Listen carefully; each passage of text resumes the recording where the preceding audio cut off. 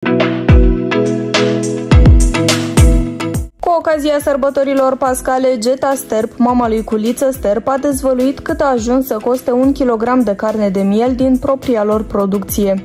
În Hațeg, familia artistului deține un magazin unde se vând produse tradiționale, dar și 2 turme de oi pe care le au în grijă la stână. Noi producem, noi vindem. Este reclama care îi întâmpină pe cumpărătorii magazinului cu produse tradiționale din Hațeg. Este afacerea familiei lui Culiță Sterp, iar cei care le calcă pragul trebuie să știe că toate alimentele provin de la animalele de la stâna familiei, fie că este vorba despre brânză de oi, cașcaval, telemea, smântână, pastramă de oaie sau carne de miel. Produsele sunt la mare căutare, însă și responsabilitățile sunt pe măsură. Mama Geta, așa cum este cunoscută în mediul online, este cea care se dedică în totalitate afacerii cu produse tradiționale din Hațeg. În cadrul unui interviu, mama artistului a vorbit despre contribuția sa în creșterea oilor de la stână, dar și motivul pentru care carnea de miel s-a scumpit. Noi avem câteva sute de oi la stână, 2 turme. E muncă multă. Se vinde bine carnea de miel, mai ales de vreo 5 ani. Anul acesta, carnea de miel nu trebuia să fie mai scumpă pentru că porumbul s-a ieftinit. Dimpotrivă, carnea trebuia să scadă cu 10 lei kilogramul. Carnea de miel s-a scumpit pentru că cerința e mare, iar oferta este mică. S-au împuținat în țară turmele de oi. Dacă la piață 1 kilogram de carne de miel costă 60 de lei, noi îl dăm de acasă cu 45-50 de lei kilogramul, a povestit mama Geta. Pastrama de oaie, specialitatea familiei Sterp, este un alt produs căutat și apreciat în zona Hațeg. De altfel, și prețul de vânzare al 1 kilogram de pastramă este pe măsura muncii depuse, 90 de lei. Sora artistului a ținut să le închidă gura cârcotașilor, cei care au spus că prețul este destul de mare, vorbind despre munca de producție din spatele acestui produs.